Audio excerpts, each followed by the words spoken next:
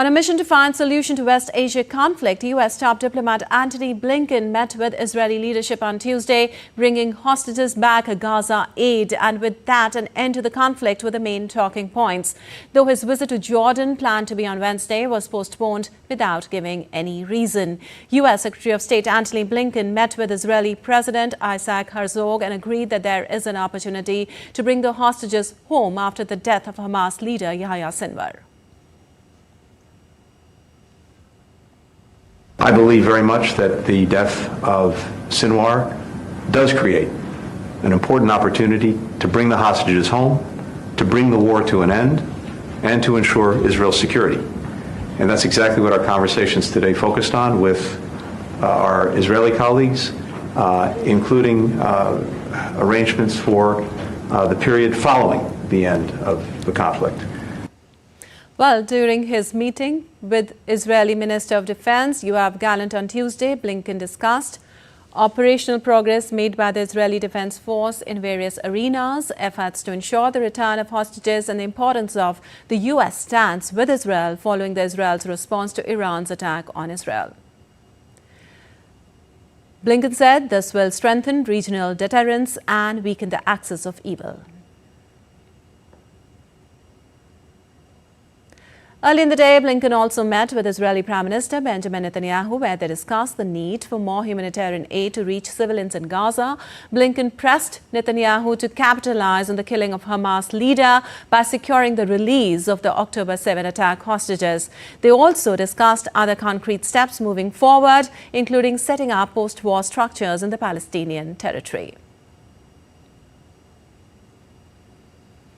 After repeated abortive attempts to broker a ceasefire between Israel and Hamas, Blinken was making his 11th trip to the West Asia since Gaza conflict erupted, and the last before a presidential election that could upend U.S. policy. Meanwhile, Israel promised to address U.S. concerns over the deteriorating humanitarian situation in Gaza, while Blinken called their efforts as insufficient.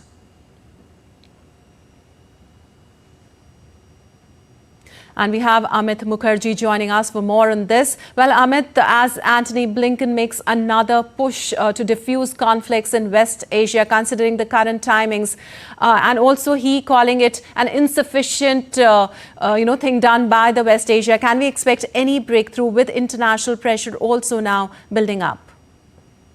Well, the Pakshi pressure has been on for quite some time now, but the ground realities as of now in West Asia point to a different story altogether. Because as far as Israel is concerned, they have made no commitment as so far. As far as the ceasefire is concerned, neither Hamas has kind of agreed to release all the hostages.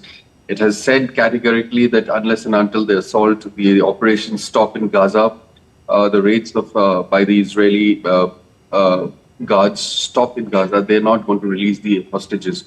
Also, as far as the conflict between Hezbollah and Israel is concerned, rockets are constantly being fired onto each other's territory. In fact, just before Secretary Blinken landed in Tel Aviv, there were rocket signals sounded in Tel Aviv, and there was a potential attack. There was an attack by the Hezbollah operators from outside the Israeli region. In fact, about 130 rockets were fired on Tuesday night.